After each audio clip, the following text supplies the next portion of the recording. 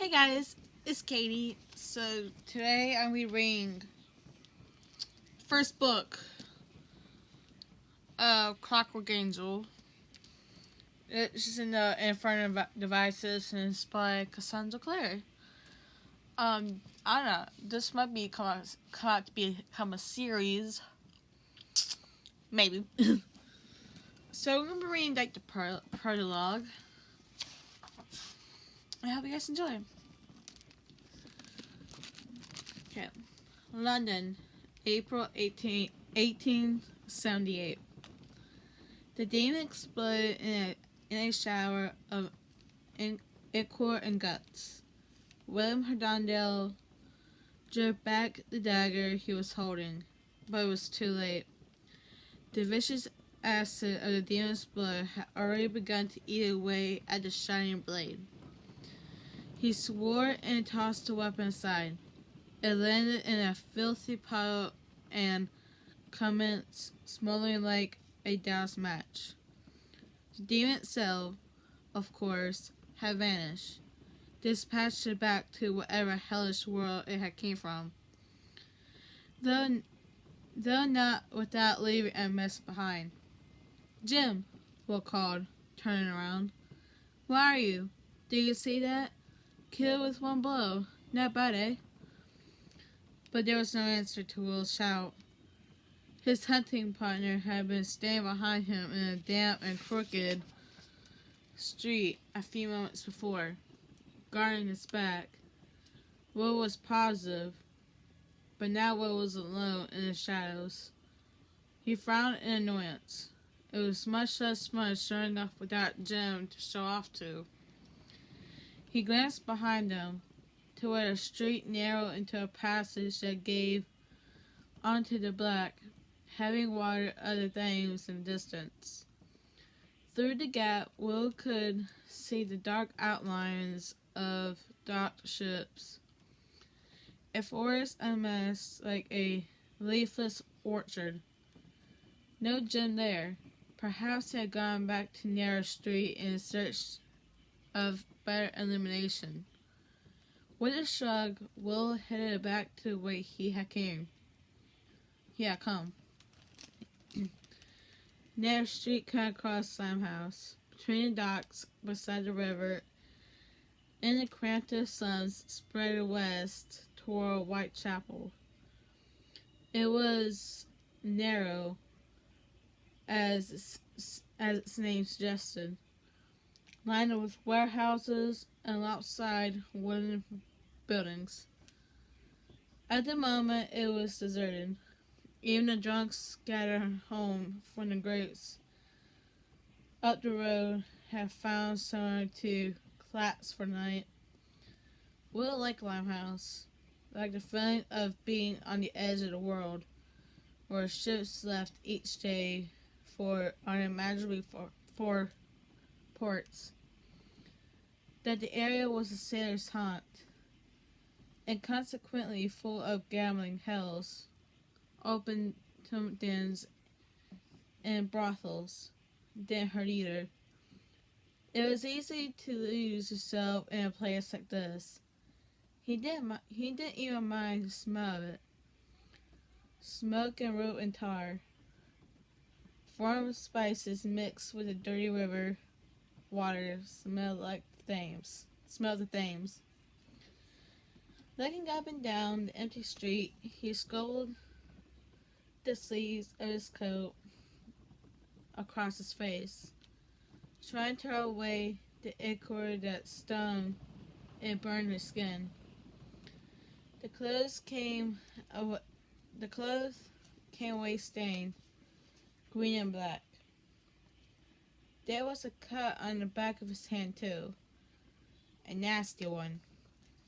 He could use a healing rune, one of Charlotte's preferably, that she was partially good at drawing arrows. A shape detached itself from the shadows and moved toward Will. He started forward, then paused. It wasn't Jim, but rather a mundane policeman wearing a bell-shaped helmet, a heavy overcoat, and a puzzled expression. He stared at Will, or rather through Will. However accustomed Will had become to glamour, it was always strange to be looked through as if he weren't there. Will had seized with the sudden urge to grab the policeman's truncheon and watch while the man flapped around, trying to figure out where it had gone. But Jim was scolding him the few times he had done that before. And while Will never really could understand Jim's objections to the whole enterprise, it wasn't worth making him upset. With a shrug and a blink, the policeman moved past Will, shaking his head and muttered something under his breath, but swearing up the gym before he truly started seeing things. Will stepped aside to let the man pass, then raised his voice to shout, James Carstairs! Jim, where are you? You disloyal bastard. This time a faint reply answered him. Over here. Follow the witchlight. Will moved toward the sound of Jim's voice. It seemed to be coming from a dark opening between two warehouses. A faint gleam was visible within the shadows, like the darting light of a will-o'-the-wisp. Did he hear me before? The Sax demon thought it could get me with its bloody great pincers, but I cornered it in an alley. Yes, I heard you. The young man who appeared at the mouth of the alley was pale in the lamplight, paler even than he usually was, which is quite pale indeed. He was bareheaded, which stood out immediately to his hair. It was an odd bright silver color, like an untarnished shilling. His eyes were the same silver, and his fine bone face was angular. The slight curve of his eyes, the only clue of his heritage.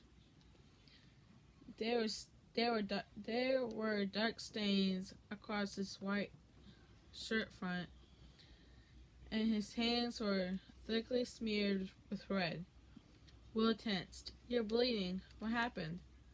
Jim waved away Will's concern. It's not my blood.